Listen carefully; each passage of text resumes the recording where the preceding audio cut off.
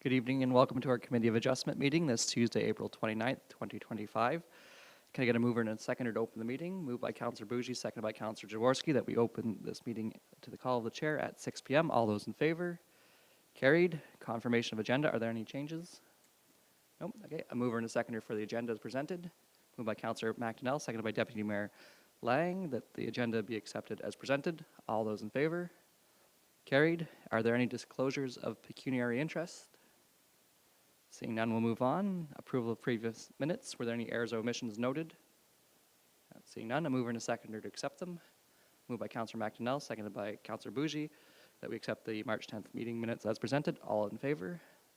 Carried. So getting to new business, A07-2025, Cash and Latrell. Mrs. Haley. Thank you, Mr. Chair. Good evening, everyone. I'm going to start with required wording under the Ontario Planning Act. This is a hearing under Section 45 of the Ontario Planning Act. Any person may attend this hearing and or make written or verbal representation either in support of or in opposition to the proposed minor variance.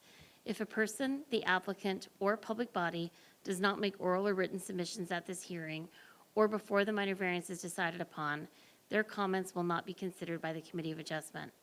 Only the applicant, the minister, or specified persons or public bodies with an interest in the matter may appeal the decision of the minor variance of the Committee of Adjustment to the Ontario Land Tribunal, also known as the OLT, within 20 days of the decision.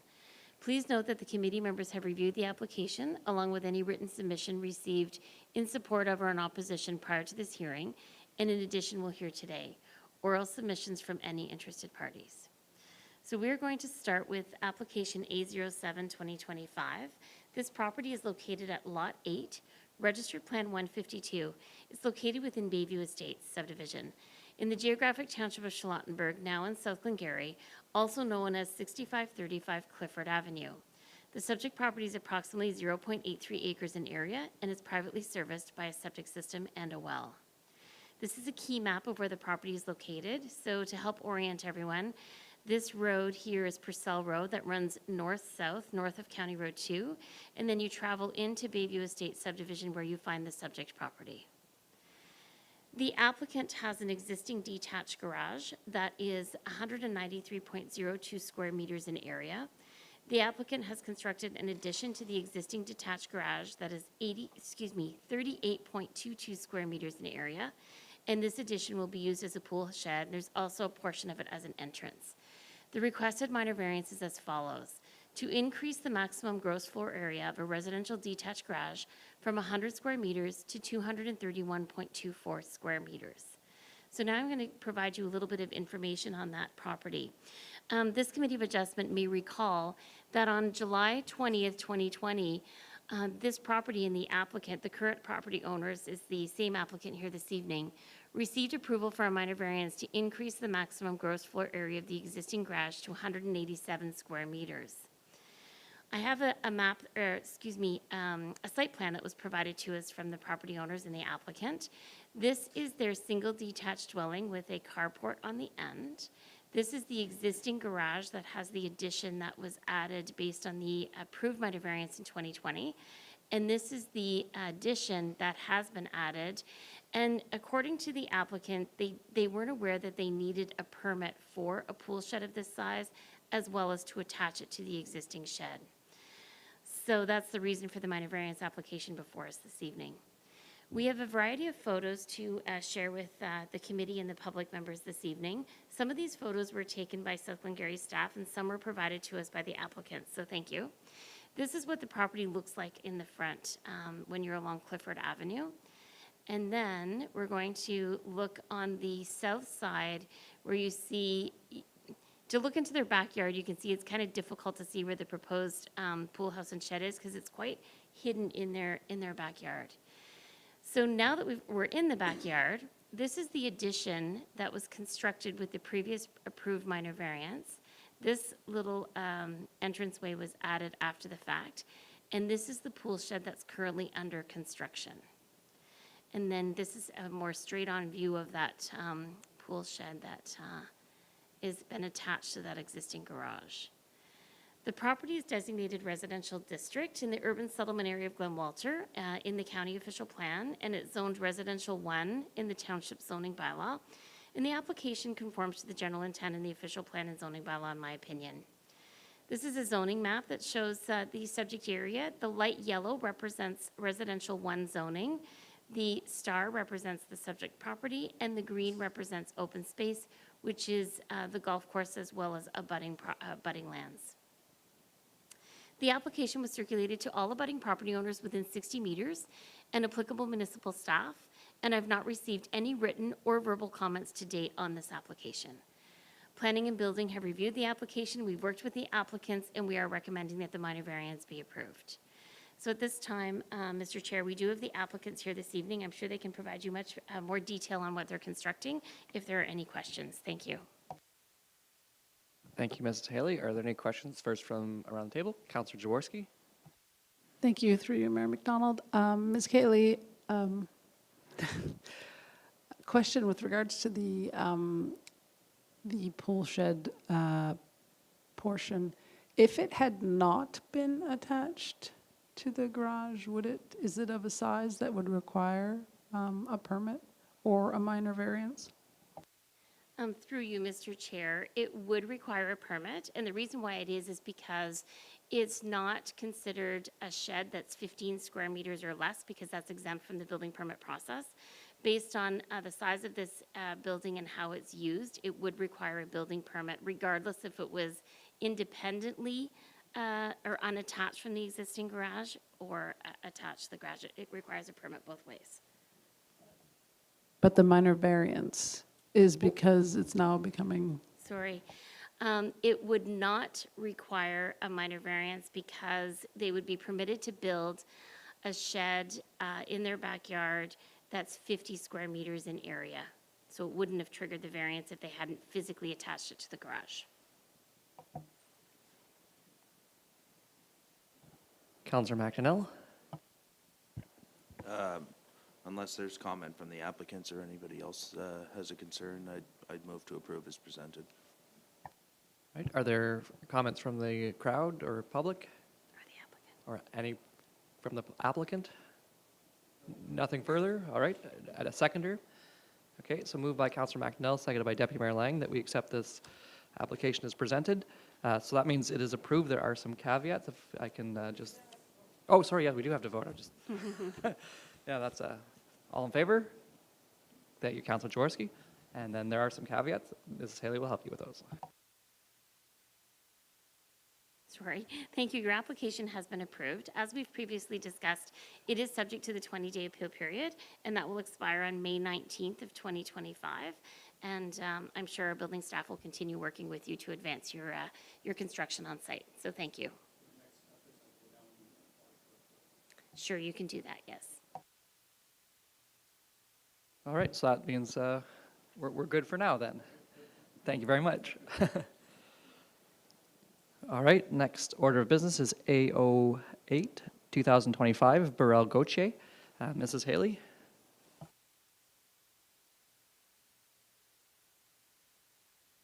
Thank you, Mr. Chair. So application A08 is located at part of Lot 16, Concession 1 Front in the geographic township of Charlottenburg, now in South Glengarry, and located at 6928 Salem Lane, which is a private road. The property is quite small. It's 0.15 acres in area. It's currently developed, and it is privately serviced with a holding tank and a well. This is a map of where the subject property is located. Along the middle part of the slide here, you'll see this is County Road 2. So you would enter the property by traveling south onto Salem Lane, and you'll see that the property is surrounded really by water at the very front and then along the west side. So the purpose of the minor variance is to reduce the required water course setback from 30 meters to 5.5 meters to the wood landing to be located on the southwest corner of the proposed single detached dwelling, and to 17.7 meters to the proposed wooden stairs to be located on the southeast side of the proposed single detached dwelling. Also, to reduce the front yard setback from 6 meters to 0.914 meters to the proposed landing and stairs to the main entrance of the single detached dwelling. So I'm going to provide a lot more detail to kind of help you understand what the reason these variances are for. So as I mentioned, there's an existing structure. This existing structure is proposed to be demolished, and a new structure is proposed, and it's proposed primarily on the existing footprint, which I'll explain a little more in detail. This image was provided to us. It's the proposed front elevation. So why I say front elevation is all waterfront property owners feel that their front yard is the water side because it's such a beautiful side of their property probably. But according to our zoning bylaws, your front yards are always the portions that, front or face towards the road. So if you were traveling down Salem Lane and if this minor variance were to be approved, this is what the new structure would look like. The next slide is what it's going to look like on the water side. So you can see here, this is the west side, this is the water side. So you can see it's basically a square structure. There's an open area located here on the southwest corner, and then of course the second story is being proposed. So now we're going to look at the site plan, and I'm going to do the best I can to explain to you why they're primarily building on the existing footprint. So the gray, dark gray, is the existing structure. There's a light gray area here that represents an existing side yard kind of deck concrete platform that is proposed to be removed but relocated, so shifted. So they're not going any closer to the river. They're just relocating that area slightly to the south, and this area would be removed. When it, or if this is constructed, this is going to become a wooden platform. This is the open area of the south and west side of the newly designed home, as you saw in the last image. And then if you see this line right here, this line is actually a wooden step that allows them to safely access the yard of the property. So the reason for the variance is because they're not building identically on that footprint, that they're trying to take advantage of this existing kind of add-on, which you'll see in a different photo, and shifting it, it triggers that variance in this section here, and then it triggers that watercourse variance in here. Also, we looked at what the front image was going to look like for the new structure. This is a proposed steps that would allow them to access that new structure. So if you see here, this is 0.914 meters, if I remember that number correctly. They would continue that same existing setback just for this section of these steps. And again, this is what's triggering the variance. Now I'm going to show you some photos of the existing dwelling, which hopefully will help you understand this. So this would be the side of the dwelling that faces kind of Salem Lane in here. And then this is the existing west side. So as I mentioned, you've got this entranceway, concrete kind of entranceway. This is what they want to shift just forward that would align with their open concept proposed area. And then this is just another image showing the west water line. And then this is the existing east side. So if you recall the image I just described, this is where their proposed steps would be and their front door would be. But this is all staying the same. This would just come out here with their steps. And then this is the water side. So if this new home gets to be built, this portion would be the open concept, and this roof line would come south further and line up. And then this is an image of like their entire waterfront property, and you'll see their boathouse in this location.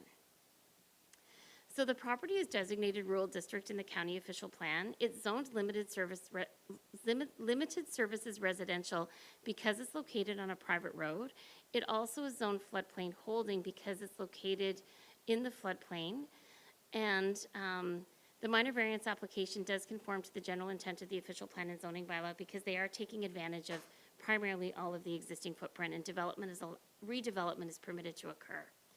This is a zoning map, so you'll see this is Salem Lane that comes down here, and then this would be part of the right-of-way.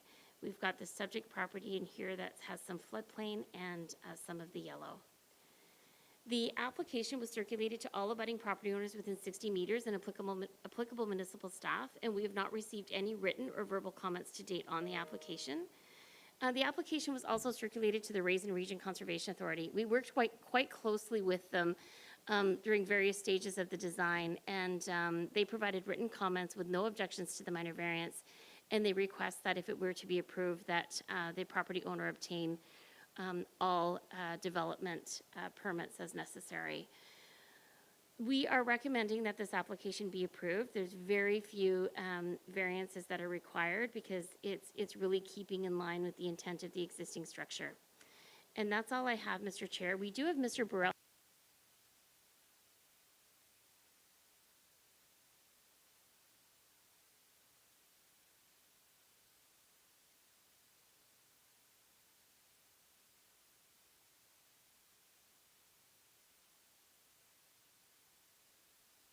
All right, so I think you said that everything was conveyed properly. Is there anything, questions from around the table? Counselor Jaworski? Thank you, through you, Mayor McDonald. Ms. Haley, more for, like, to help me with my memory, when it comes to like redevelopment on the same footprint, there's a 25% rule, isn't there, in terms of being able to expand beyond that? Or am I misremembering that? And I guess one thing that I was surprised by is that you say there's also minor variance for the extension of the stairs and the side yard setback. Like that surprised me. I don't feel like we've had that before. I mean, the water course one's fairly, like we see regularly, but if you could just speak to those two things, please. Thank you. Through you, Mr. Chair. So to answer both your questions, I'm going to answer the first question first in terms of the proposed existing stairs. Basically, if you're proposing any new construction that can't meet the required setbacks, it triggers the variance because you have no grandfathered space for it. We do that quite regularly. And if it's something you don't recall, it's probably because it's involved with various variances on a parcel of property. As you know, sometimes we're doing 2 or 3 type variances, so you may not just recall that. In terms of, it was this side, I believe you were asking on.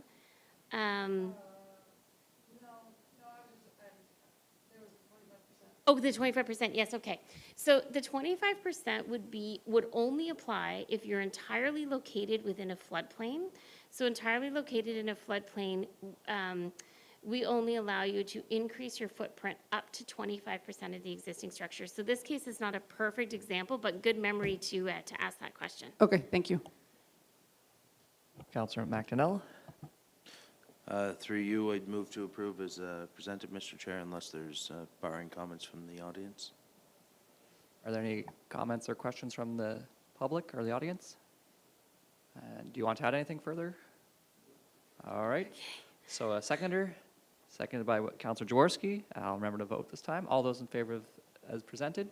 Carried. So it's been approved as presented. There is a caveat, and Mrs. Haley will share that with you right now. So thank you, Mr. Chair. Mr. Burrell, your application is subject to the 20-day appeal period as we discussed. It will expire on May 19th, 2025. I understand you're hoping to obtain ownership sometime shortly thereafter. So at that time, you would be able to apply for your building permit for your new construction. You could apply for your permit in advance of the 20 days. That application becomes deemed incomplete because it doesn't conform to the bylaw because the appeal period hasn't expired yet. The staff, if they have time, will start looking at your permit. We just can't issue the permit until the 20-day appeal period is over. I would encourage you to continue working with our building staff, and they'll have, give you a good indication what their workload is like, and maybe it'll work out very well for you to time it shortly thereafter. And again, depending on your closing date as well. Oh, you've got lots of time then. Okay. Okay, that's good. Thank you. Thank you.